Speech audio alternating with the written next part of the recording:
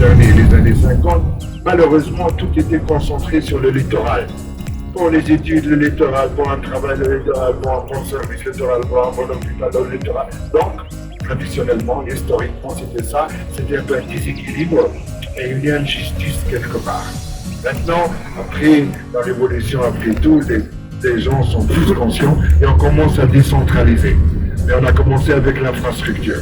C'est pour ça, soit c'est l'autoroute la plus ancienne chez nous. Elle relie Tunis, voilà la ville dont je vous ai parlé. D'accord? Elle relie Tunis à toutes les grandes villes. Maintenant, il y a deux autoroutes. L'une part comme ça de Tunis jusqu'à la frontière algérienne, côté nord-ouest, et l'autre, elle est en construction. Elle va partir un peu entre les deux, entre celle-là et celle du nord-ouest. Donc, elle va relier Tunis à l'intérieur du pays.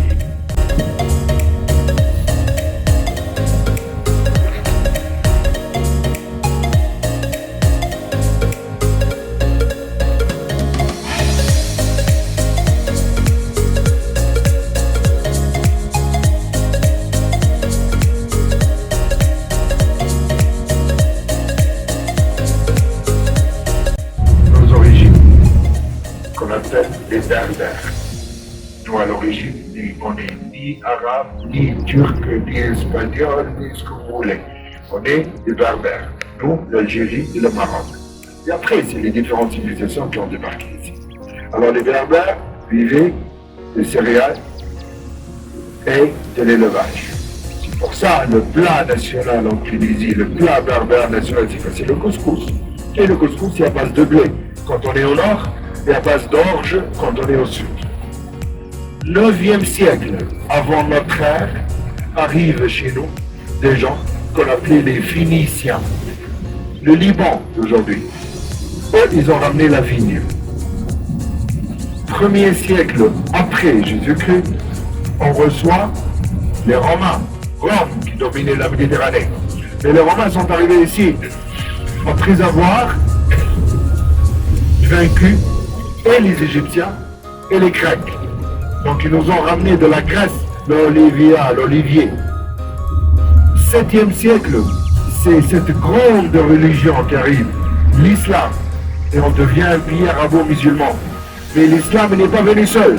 Il est venu avec les tribus nomades tripolitaines et tout ça. C'est eux qui ont introduit le dromadaire et le palmier dattier. Représente la découverte de Christophe Colomb des États-Unis. Non, chez nous, c'est un autre événement. C'est la chute de la dernière capitale des musulmans en Espagne, c'est la ville de Grenade. Donc les habitants musulmans de l'Espagne et de l'Europe occidentale d'une manière générale, ils ont connu un repli sur le nord de l'Afrique. D'ailleurs, on les appelle les Andalous ou les Morisques. Il y a eu 3 types d'Andalous chez nous. Les Andalous méditerranéens, qui vivaient sur le littoral ibérique espagnol. Eux, ils ont fondé des villes sur le littoral. Et il y a eu aussi les Andalous agriculteurs. Ils se sont installés au pied des collines qui vont s'afficher dans quelques minutes sur votre gauche. Avec les Andalous, messieurs, dames, on a connu tout ce qui est agrumes, et tout ce qui est fleurs. Juste pour être honnête avec l'histoire, et les agrumes, là, la région, là, les citrons verts, mandarines, oranges, tout ça, c'est les Andalous, c'est le 16e siècle. Les fleurs aussi.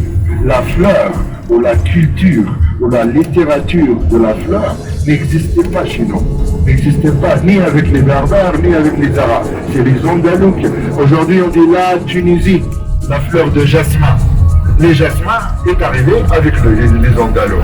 Ils sont passés pour le Maroc avant d'arriver ici. Et le Maroc est très connu pour un arbre très rare et très célèbre. C'est l'arganier.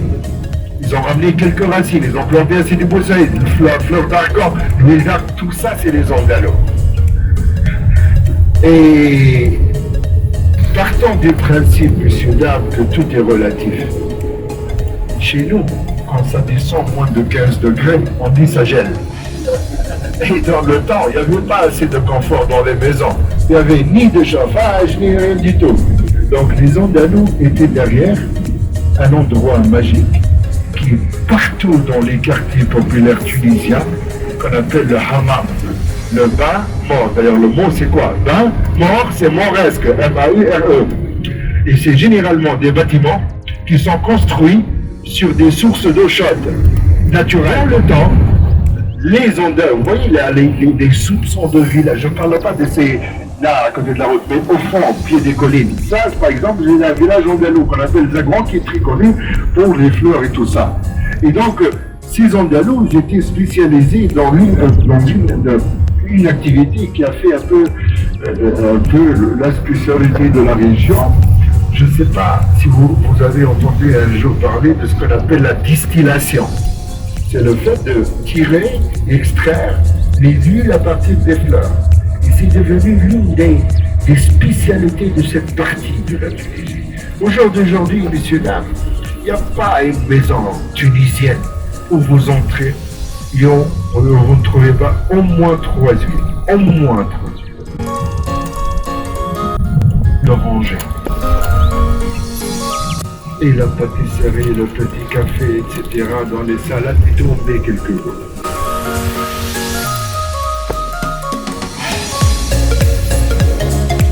Huile de jasmin. Vous savez, nous on fait partie un peu de la culture culinaire méditerranéenne. Donc notre cuisine, elle est très épicée. Donc généralement, très puissant, on prenait dans le temps quelques gouttes de jasmin qu'on brûlait sur une bougie, sous une lampe. Encore mieux maintenant, on a ces trucs magiques qui nous viennent de chez vous, qu'on appelle les diffuseurs. On met du jasmin et toute la maison sent. Et en plus, c'est nostalgique. Arrivé à Tunis.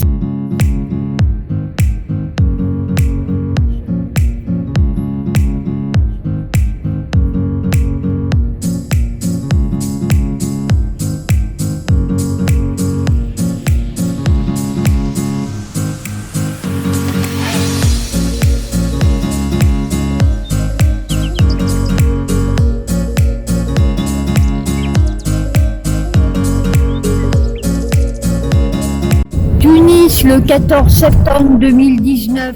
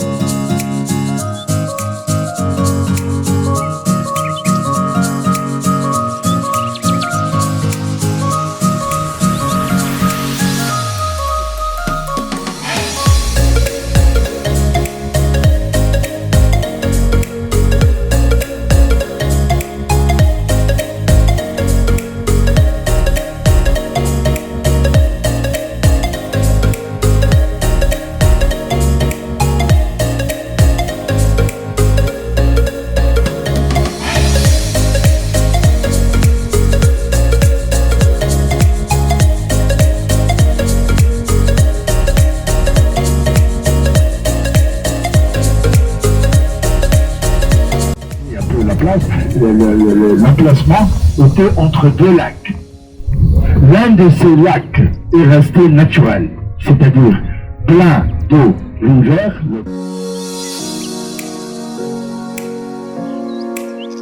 Et quand on passe par la canicule de juin, juillet, août, septembre, tout ça, il devient sec, tout l'eau se évapore. Et c'est le lac qui va s'afficher derrière ces arbres, après ces arbres se vont se remplir. C'est le coin préféré des oiseaux migrateurs. Ça va commencer maintenant. Ils échappent. Vous avez cigogne et flamant rose.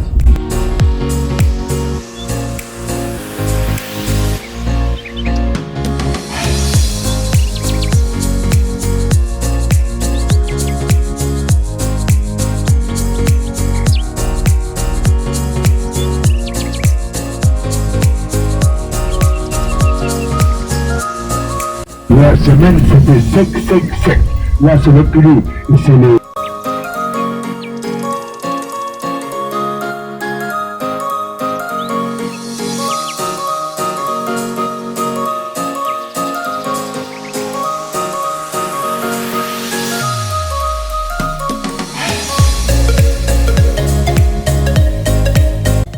Ça échappe au froid. rois de l'Europe, ils viennent passer l'hiver ici, à partir du mois d'avril-mai, ils rentrent chez vous. Et eux, ils ont de la chance, ils n'ont pas de visa.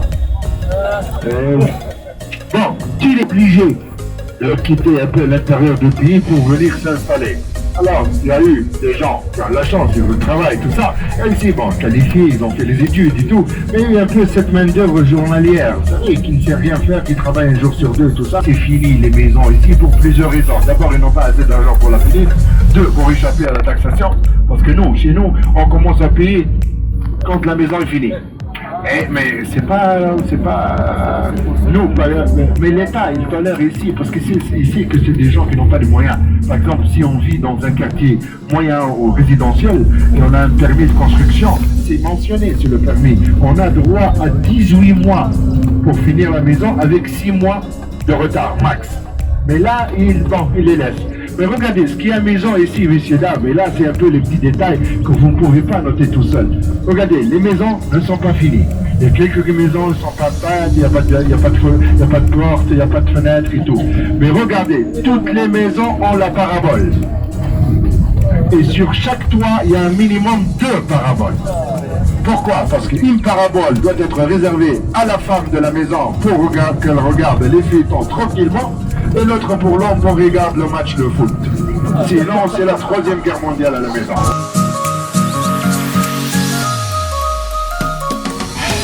Tunis.